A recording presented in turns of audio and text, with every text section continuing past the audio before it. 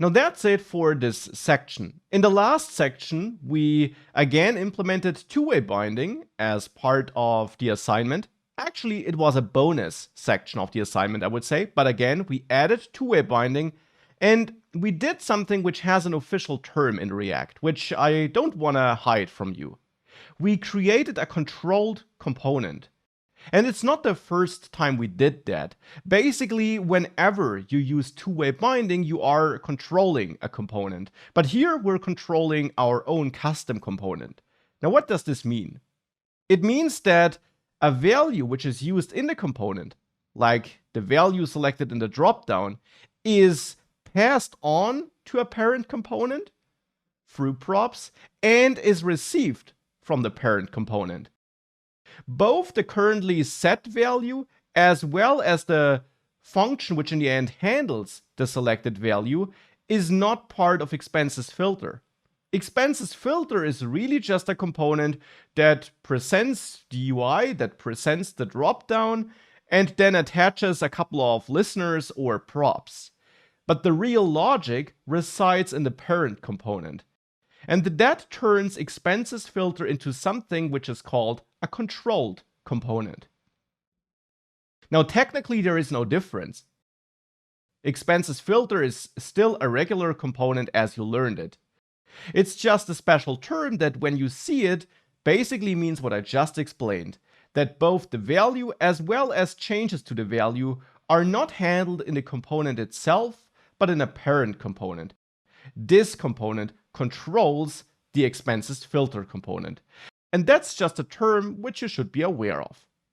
Another term or another concept you should be aware of, because you might hear it from time to time, is about presentational versus stateful components, or stateless versus stateful components, or dumb versus smart components. There are a lot of terms for that. But what do they mean?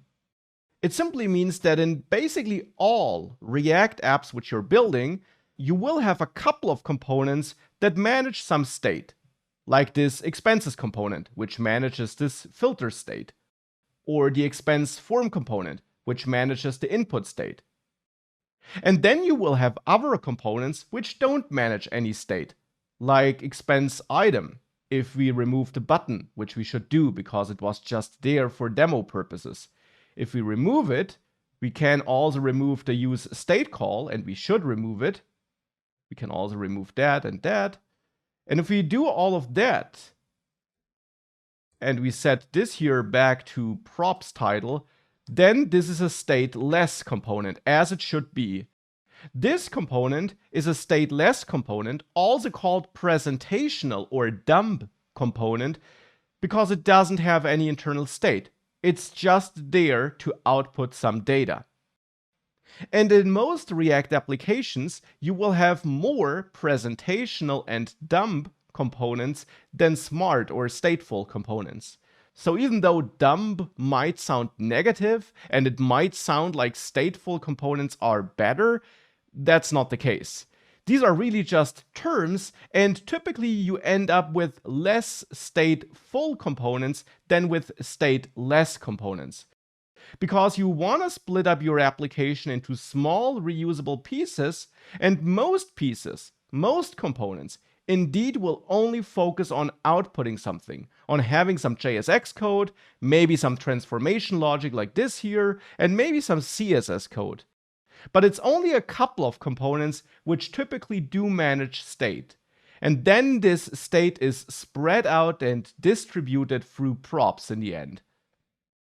Like here in the expenses component, where we manage the filter state, and then we pass the filtered year, so this state value, through props back to expenses filter. This is a standard pattern which you'll see a lot, that you manage state in a couple of components, and then you might pass that around to other components.